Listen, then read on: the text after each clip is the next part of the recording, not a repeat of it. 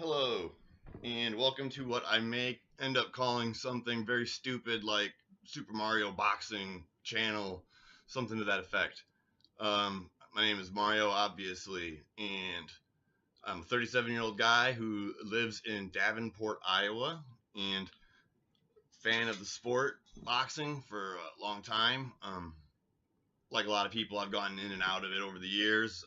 Pay attention to it for long stretches, and then life comes around, keeps you away from things, and then you fall back in.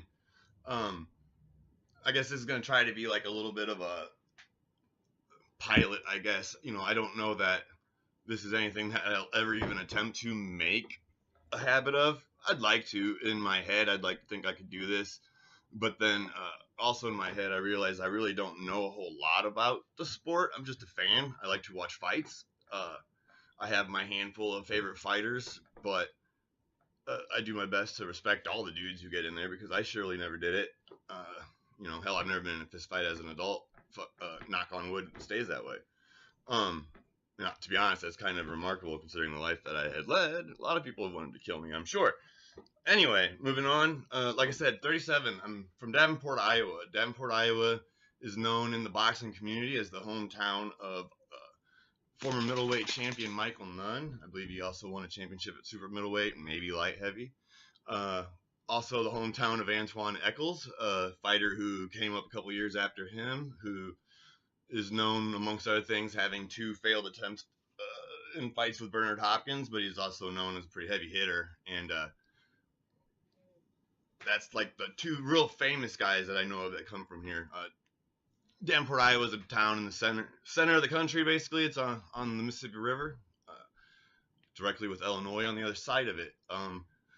As a kid, some of my earliest memories, because being 37, is with boxing anyway. As regards boxing, some of my earliest memories are beginning to hear about the name Mike Tyson. At that time in my life, my mother and my stepfather must have been making enough money to have HBO. I can remember watching or paying as much attention to a boxing match as a 7-year-old can. But I can remember the Berbick fight. I can remember watching Tyson beat up Spinks in 90-some seconds. Very impressive. And then shortly after that period of time is when Punch-Out came out, Mike Tyson's Punch-Out. And so, a lot of my childhood memories revolve around certain things to do with boxing. And then getting a little bit older, Michael Nunn, who, hands down, great champion. Should be in the Hall of Fame. And thankfully has done what it takes to get out of prison recently. I think it was like 10 years earlier than what he had been sentenced. And wishing him nothing but the best. But anyway, Mike, being from the town where Michael Nunn fights, or came out of, it's just something that as a kid is impressive. So you hear the name and you watch his fights and all that. And as I got older, and then as YouTube came around, because people from my generation, a lot of them will tell you that it was hard to watch a boxing match if you did not see it happen, or if you did not catch the replay, if it was a big fight. And if you didn't tape it or whatever, you were going to have to go off what you heard in the paper, heard from your friends or whatever. So the more modern day boxing fan, man, you guys, we all have it easy today. I can click on YouTube and watch all of his fights that were ever televised, even the later ones in his run where, that he had here in town on undercards. So that is one of the benefits of modern day boxing for fans. But, going back to when I was younger, I can remember the build up somewhat for the Tony fight that we had here. That actually took place about 10 blocks from my house, in our amateur baseball stadium at the time called John O'Donnell Stadium, one of the older and very beautiful amateur ballparks in the country. I think it might be one of the oldest on this side of the river or something to that effect. Anyway, it was a big deal. And I can remember there's pictures that you see here in town every once in a while, people like there's a big beautiful bridge, well, at least it looks beautiful from far away, that goes into the background of the stadium where the fight was held. And there's points in that fight, I believe, where you can see the fans on the bridge standing there to, look down, and there's my dog dying, look down on the fight. And whenever they hold events of that size there, that happens a lot. People get up on the bridge and they'll look down. You can't really see much, but, they're still there. And the fact that people were up there really kind of just shows you how important the fight was to the area. And I don't believe that I watched it at the time. I know it was a pay-per-view fight, so I probably did not see it or even was around people who saw it. But I can remember the next day that he lost. It was very, as a kid, when you're people that you look up to as, the superstar sports heroes lose, it's pretty shocking. And I can remember the shock that went along with it. And, unfortunate. But Michael Nunn fought his ass off in that fight, got caught in the end. And, looking back, obviously no one knows at the time, but James Toney, whether any of the steroid controversies later in life, cloud your judgment of him or change it. James Toney is a Hall of Fame level fighter. One of the last fighters that to have more than 50 and 60 fights. We just ain't gonna see that very much anymore, obviously. But there's no shame in losing to James Toney. It just sucks that Mike lost at home. But bringing up James Toney because so after that, memories are watching USA Tuesday Night Fights. I grew up during the era where I got into watching Tuesday Night Fights, and then it became Wednesday and Thursday and Friday Night Fights through the years. But I followed that show a lot, free boxing. But James Toney figures in because I can remember one of the first fights that I saw that really kind of captivated me into the sport as a young teenager. In '94, I believe I would have been 13. I believe that's what year. The Toney and the Jones fight. James Toney versus Roy Jones Jr. super middleweight title fight. I can remember me and my father, we were going to go up and spend a weekend with, I have two older brothers that are 10, 12 years older, and they live in the northern part of Iowa. And I remember going up there, and part of the visit was that we were going to watch the fight that night on Saturday. We may have only been watching the replay, but maybe not. I can't really remember that part. But I can remember at least watching it knowing that this is the guy that beat Michael Nunn. And so, I figured, like many, that it was a lock for him to win the fight. I mean, I still didn't know a whole lot about how you would even go about maybe making a guess as to how you could say one fighter would beat another or what another guy's advantage is. All I knew was this guy beat Michael Nunn and that he must be pretty damn good. And I can remember sitting there with my brothers and my dad, and it was just amazing. Roy Jones just, whatever you think about him today or whatever, but god dang, he ruled that fight. He really, really took it to Toney. Not in a manner like, oh, he didn't take it to him like, he was in his face all night. I guess it's more to say he just outshined him through the whole fight. And regardless of whether you say, oh, Toney was messed up with his weight and all that stuff, none of that has to do with Roy Jones. It's not Roy Jones' fault how Toney showed up into the ring that night. Roy Jones showed up, maybe Toney didn't, or he didn't show up the way that he should have. Not the fault of Roy Jones Jr.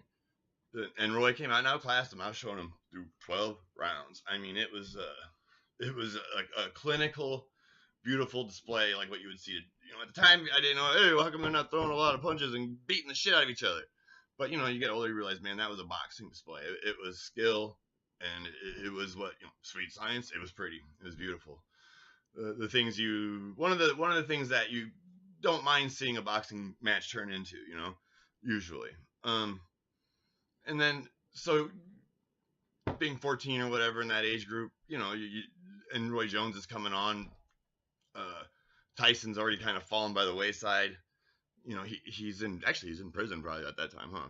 Anyway, Roy Jones carried the show, and for the next some years for the sport. And it was always fun to watch a Roy Jones fight at the time that they were happening generally. Although Roy, especially watching him today, not a risk-taking fighter, obviously, but when you're younger, the flash and dazzle really does kind of grab you into the sport, and I think that's what it did for me at the time. Anyway, going a really long time here. Didn't mean to. Anyway, like I said, I don't know a whole lot more about boxing than the next fan. I've never even fought. I don't know a lot about strategy or how to tell a lot of things, but I do know how to watch a fight. I know that when it's a good, I know how to be entertained by a fight. I know how to be a fan. I like the sport. I like the fighters, almost all of them. I do my best not to get like over into one fighter at the expense of, recognizing what the other guy's doing in the fight. That's hard to do for anybody, I think, though. So I don't really know any way I could say, hey, the reason you should watch my channel, if I even have a channel, over Joe Blow's boxing channel, I don't know if I could even tell you why. I guess one of the things I just try to do here with this, if I continue on with it, is just say, what I thought about a certain fight. Try not to see, a lot of channels go on a lot about what seems, a lot of videos on other boxing channels are about the fans and how the fans think of certain things or how they act towards each other and whatnot, you know. And it sometimes looks at on other channels like they are more designed, like it sometimes gets me questioning, do they actually care about the fight itself, or is it more important what you can, how you can spin the fan reaction of a fight, you know? And to me, that shit's not important. Almost very rarely is that important to me. I really try my best to care about what happens inside the ring more, and everything that happens outside of it, try to keep it as minimal as possible. Only the things that are important that are happening outside of the ring, as far as like making matches, who's ducking who, or who's perceived to be ducking who, why isn't this happening, that shit can be debated all day by a million other people. Again, I don't know enough about the sport to really know, to throw an opinion out there for about a lot of that stuff. Who am I to call anyone a duck or a wuss or a bitch or whatever because they're not fighting so and so,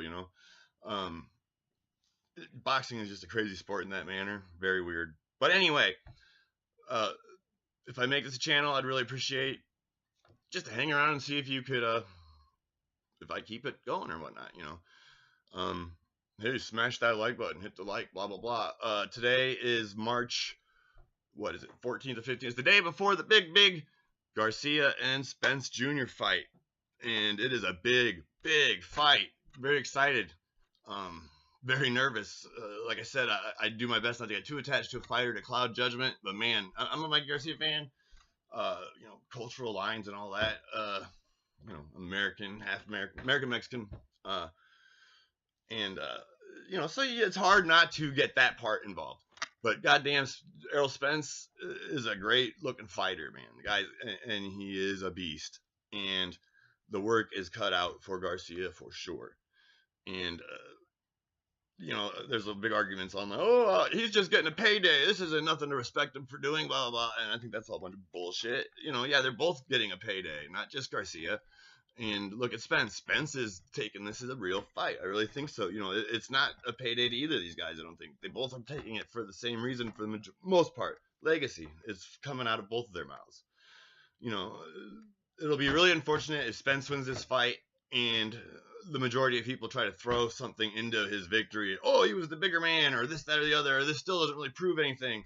Because that will be bullshit. Because Spence will have proved some stuff. Mike Garcia is a fucking top-notch fighter. It will prove a lot. I really need to stop cussing. Anyway, the fight is tomorrow. Very excited for it. I'm sure you are too. If you ever come across this video, hit the like, maybe subscribe. Maybe I'll make another one someday. Mario, maybe possibly Super Mario Boxing channel. Thank you very much, and enjoy the fight if you get there.